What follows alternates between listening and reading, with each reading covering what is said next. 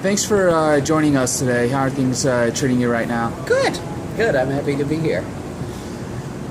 Now, your new film, Princess Sid, is playing in the Chicago International Film Festival, and the release is coming up soon, correct? Yes. So we open again in Chicago November 3rd at the Gene Siskel Film Center. We open in New York on November 3rd at Museum of the Moving Image.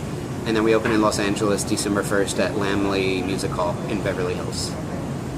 Now, you had originally considered filming in South Carolina and then decided to move production to Chicago.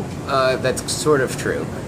I never considered filming in South Carolina. It was the idea when I first had it 2 or 3 years ago kind of took place in my imagination there.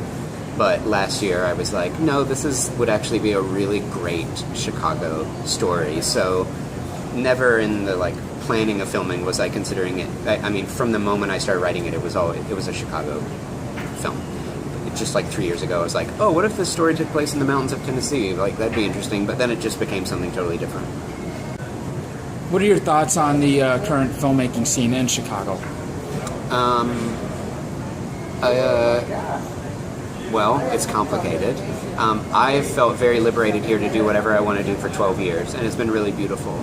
But I don't know that there's not a ton of independent film happening in Chicago. I hope it's getting better. There are a lot of really great filmmakers making films, but it's not like an independent film hub in this country, It's more of a TV town. It's more like there's a lot of emphasis put into the economy of the city and the big productions, Hollywood productions, television shows that come here.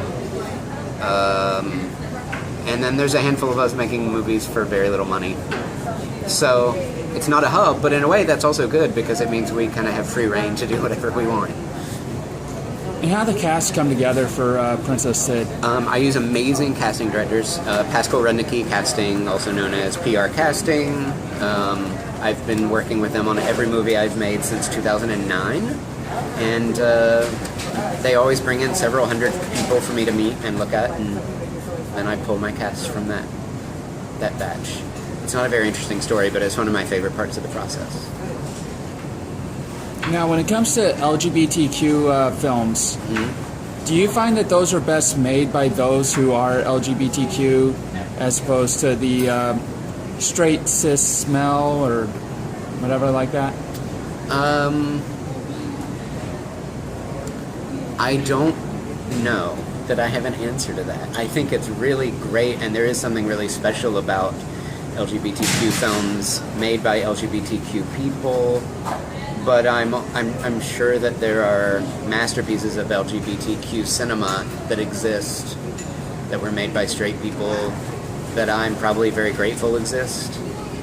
So, I don't know. I try not to see it through that lens. I think it has to start at the business level, those people should be hired to make stuff. But as a cinephile, my personal taste is not dictated by who made it or what their situation is.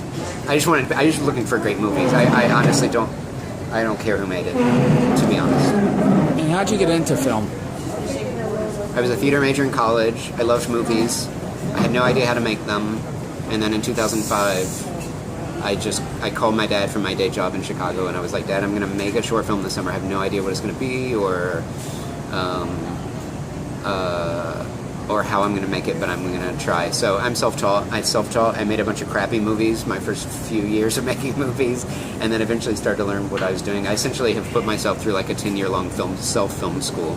So that's how I made it. I've never taken a filmmaking course, never taken a screenwriting course. Just have watched movies and taught myself by doing.